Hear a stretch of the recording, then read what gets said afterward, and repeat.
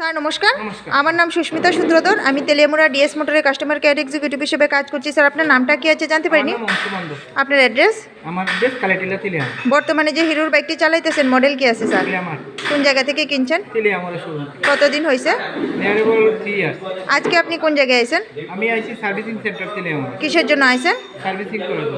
আজকে যখন আপনার বাইকটা নিয়ে আমাদের এখানে আইছেন, আমাদের এখানে টেকনিশিয়ান বা সুপারভাইজার ওয়েলকাম জানাইছেনি স্যার? যে কাজের জন্য আইছিলেন কাজটা হয়েছিনি? যত টাকা জানাইছিল সেম টাকার মধ্যেই হয়েছিনি? যতক্ষণ সময় লাগার কথা হয়েছিল সেম সময়ের মধ্যেই হয়েছিনি? বিলের কপিটা পাইছেননি স্যার? বিলটা বুঝাই দেওয়া হয়েছে তো না? খাওয়ার একটা ফুড কুপন পাইছেননি স্যার? আচ্ছা, আপনি তো বুকিং করে আইছেন, ঠিক তো সার্ভিসিংটা করাই নিছেন না?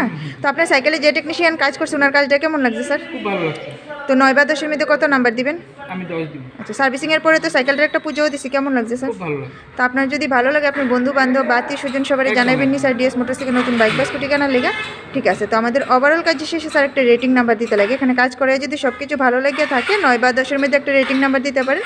যদি মোটামুটি ভালো লাগে 7 বা 8-এর মধ্যে দিতে পারেন। আর যদি কোনো রকম কমপ্লেন থাকে আজকে তাহলে তাও জানাতে পারেন স্যার। না, আমি 10 দিব। ঠিক আছে, ধন্যবাদ স্যার ফিডব্যাকটা দেওয়ার লেগে। আপনার যাত্রা শুভ হোক স্যার।